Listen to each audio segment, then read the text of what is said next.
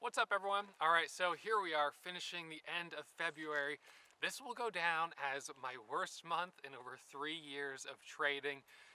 It's a little disappointing, I'm not gonna lie, and I'm one of those traders that I always feel like I'm only as good as my last trade. So I made $117,000 in January. Who cares? That was January. This is February and I lost money. I'm disappointed. I try to keep perspective and remind myself that, hey, even though I'm only down 10,000 on the month of February and I'm still up, 108,000 on the year, that's good, but you just can't help but feel like you're only as good as your last trade. You have to keep performing. And this month was really difficult for me. Obviously, I lost 4 trading days of the month being out with my ski injury, so that made it a little bit more difficult. I didn't have as much time to recover. One of the things that I'll sometimes do is at the beginning of the month, I can occasionally get a little risky, a little aggressive, because I figure that if I mess up, I have time later in the month to recover. And that's what I did this month. I got aggressive in the first week, and then I didn't have time to recover because I was out for a week sick or hurt with my ski injury. So didn't get the time to bounce back a little bit on Monday and Tuesday. I came into the market today knowing that I was still red 7,000 on the month of February and probably was going to close red, and I am. I lost another $2,900 today. So finishing the month down $10,000, but the good news is I'm still in really good shape on the year. I've got a big cushion from the month of January, so I can ride that cushion into March, into April, and when things start to pick up, then I'll be really in good shape. So anyways, we'll do a month in review a little later this week or maybe next week, but today let's break down all of the trades in our midday market recap.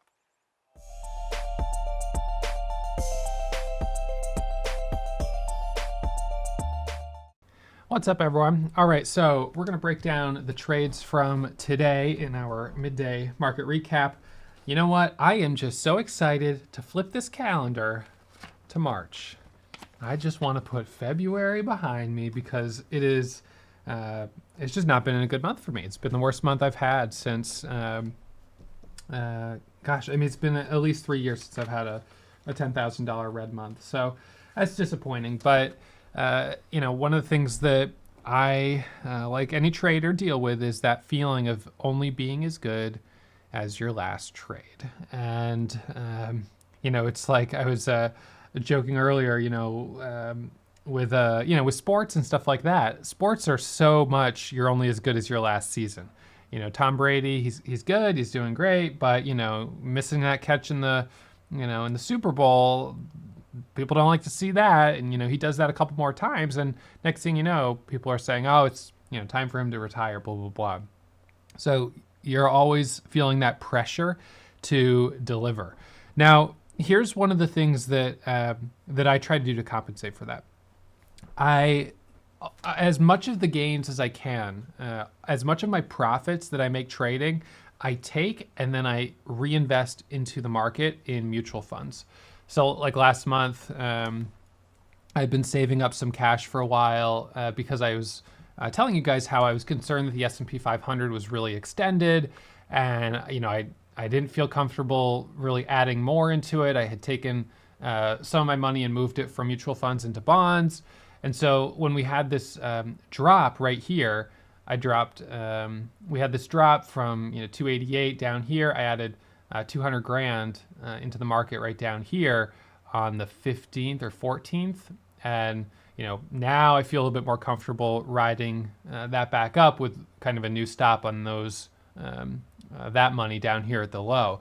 So the point being that by reinvesting the profit into the market 4, 5, 10 years down the road, I'll be able to make money just on my money. I'll make money on the interest.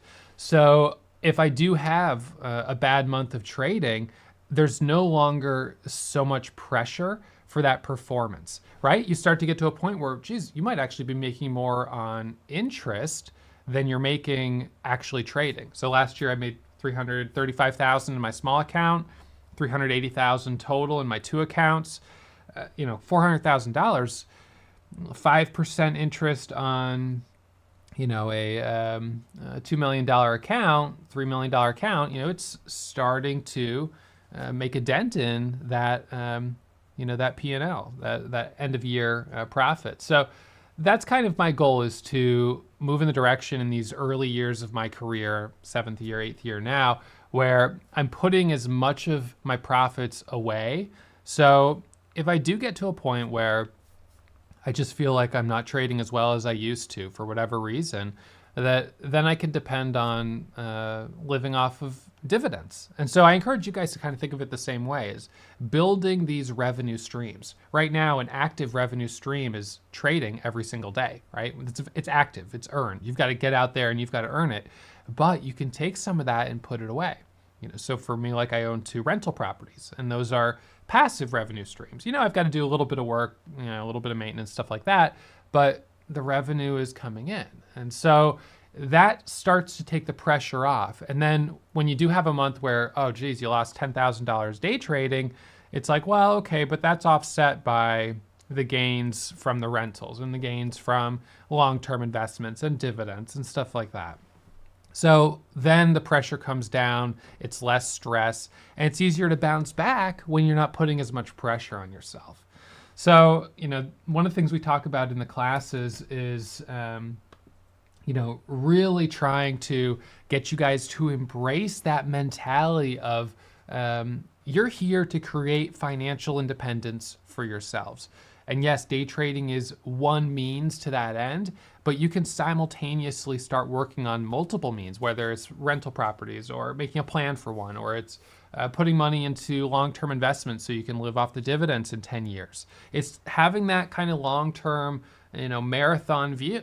This is not about trying to make $1 million by January so I can, put a down payment on a Bugatti and, next year. I mean, it's like, this is about the big picture. So I say all of that to myself to try to make myself feel better that I'm closing the month red. But, even as I say these things, it's not going to change the fact that I'm going to go home, sit down on the couch tonight and feel like a jerk because I'm finishing the month red. It's disappointing. You don't want to do it, but at the same time, I'm not going to go to bed thinking I'm, going to not be able to pay my bills, because I made good decisions with the $117,000 I made last month. I didn't spend it on a brand new, I don't know what's $117,000? A fully loaded Volvo? I don't know, whatever it is. So anyways, let's look at the trades from today. So finishing the morning down $2,897. Ugh, gross, depressing. So what went wrong? 4 trades, red on 3 out of the 4 names. Only winner is MYO. And such a contrast to my accuracy yesterday, because yesterday I was green on 7 out of 8 trades. Of course, I lost on that last trade, and my first trade today ended up being a small winner. So first trade of the day was MYO. This one was on our gap scanner for a gap and go trade, as you can see here. Pre-market high, it actually squeezed all the way up to 447 pre-market, and then it kind of opened a little bit lower, which was a little weird, a little bit of a funny open, but I jumped in this at 326 and 342 and 345, which is kind of crazy because look, at 9:30 and 8 seconds, I filled 2,500 shares at 426. Not bad. 1 second later, I'm filling 2,500 shares at 42, almost 20 cents higher, and another in that same second filling at 45. So now I have 7,500 shares with an average of 432 or something like that. And I ended up selling them for like a $200 profit. It was like, it did not end up being a big profit. It tapped 460, didn't hold, it dropped back down. I ended up adding at 446 and 454. Tried to sell at 459, no fill. Tried to sell a bunch, didn't get filled on those orders. Filled 1 share. Just remember, enough to get the commission, because if I put out the order and it fills 0, I don't pay commission on it. I only pay commission if some of the order is executed. So if this order, which was 2,700 shares, 1 share executed, that's enough for the $250 commission with Lightspeed. So whatever. Sold more at 46, and then sold the rest at 41. So $286 profit on MYO, whatever, is, it's fine. Next trade, MBVX. This one was also on our watch list pre-market for a gap and go, but it wasn't a great pre-market chart because it had dropped down. I wasn't that interested in it. And then all of a sudden it started to spike up in this candle. And so I was like, okay, it popped from $1.10 to $1.25. And I was like, I'm game, I'll jump in. 5,000 shares at 225. I added more at 250. Tried to sell at 259. I now have 10,000 shares. It hit 260. And then this thing dropped all the way back down. Just disappointing. I mean, it's actually now red on the day. So it didn't hold up at all, like 0%. So stopped out of that with a $283 loss, which isn't bad for a 10,000 share position, but just a little disappointing. And then let's see, CHCI. So CHCI was not on our watch list this morning, but it hit our gaps, or it hit our momentum scanner here at 215, 219, and 225. So, and I guess someone must have called it out in the room right around $2. Yeah, I guess it was around 2. So it pops up here, as you can see. Let's scroll this back. So someone calls it out in the room. They're like, hey, check out CHCI. I pull it up and I'm like, okay, right. It's a former runner. I know the stock. I've traded it several times. I saw it had squeezed up from $1.90 to $2. And so I jumped in right at 2. Let's see, move this back up. So I jumped in with 5,000 shares at 2 and got a partial fill at 203. Now, it actually went all the way up to a high of 230. I put an order to sell half at 249 and 239 because I thought I would scale out up in that area. Well, that didn't happen. It hit 230 and then it dropped all the way back down and I'm break even. I went from being up $1,500 to being break even, and then I held it and I ended up stopping out on this candle here. I kind of was like, well, I'll give it a chance for the first 1 minute candle to make a new high, right? And I'll sell on the pop. And guess what? The first 1 minute candle did not make a new high until right down here at 185. And I just couldn't hold it that long. So I stopped out of that with a $1,100 loss. And in hindsight, maybe I was too aggressive putting my orders at 39 and 49. I thought it would, I don't know, I thought it would tap those levels. I didn't think that would be an issue. I didn't expect it to come all the way back down to break even and then turn into a loss. So maybe the discipline on that one wasn't on point. I should have stopped out break even. A little disappointing there. So then next one, AHPI. This one, kind of frustrating. So squeezes and gets halted. I saw it hit the scanners and I tried to type it in. I typed in APHI, so I'm like APHI and nothing comes up. I'm like, what's going on? What's going on? AHPI, I retype it. And then I see at that point, it's already getting halted. It goes 410, 420, 430, 440, 450, 460, halted at 460. So I was like, all right, well, that's fine. It's halted. I didn't get in. I saw some of you guys actually did get in, which is awesome, in this at like 420, 430, 440, and you guys sold up here at 525. So when it resumed, I was watching it for resumption. I put my order at 525, and I had my hand over the buy button like this. It resumes, and I press the buy button twice. Actually, let's see. Yeah, I press it twice, and I thought I was getting filled at $5 because right as it was at 5, I pressed it, boom, boom. But because I used a limit order with a limit of 525, remember, a limit order will fill you up until the limit, up until that price. So it popped, and I filled at 516 and 521. I then sold at 523 and 524 thinking I was booking a profit. And then I looked down and realized that I was getting out break even. So I sold half of it basically break even and sold the rest at 440. So in hindsight, maybe I should have had my limit order closer to 5 so I wouldn't have gotten filled so high. But I thought that it looked like it might open around 525 and I was thinking, well, 550 would be the next target. And of course, this thing, it opened and it's just sold off. So I stopped out here at 440. I said that I would stop at the low of the pullback. So that was right here at 440. So you can see this red candle. This is where I stopped out. I was like, I'll give it a chance for the first 1 minute candle to make a new high, which was right here. And then it rejected. And so I said, all right, I got to get out.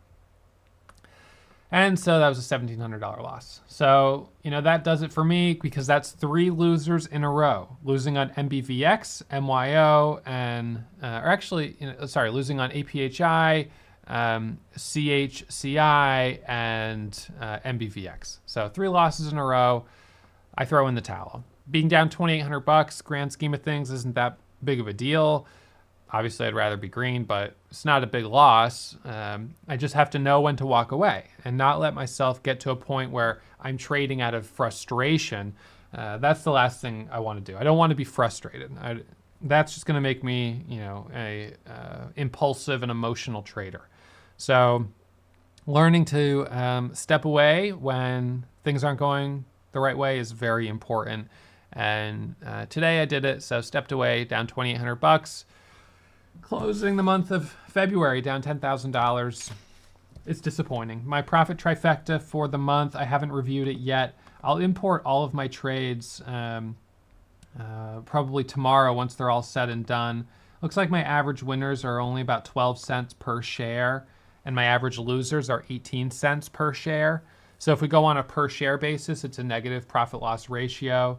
My accuracy for the month, just based on my Excel doc here, looks like it's about 53%, which is extremely low compared to 70% in January. So for sure, a little bit of a setback. Actually, I have 76% for January, and this, at least in my Google, my Excel.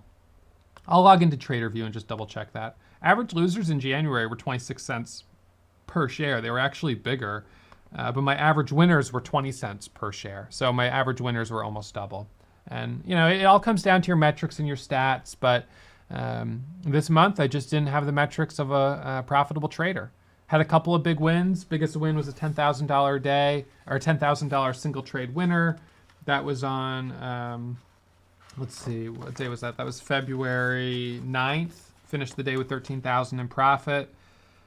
But then kind of slow bleed, giving back some of those gains in the following week.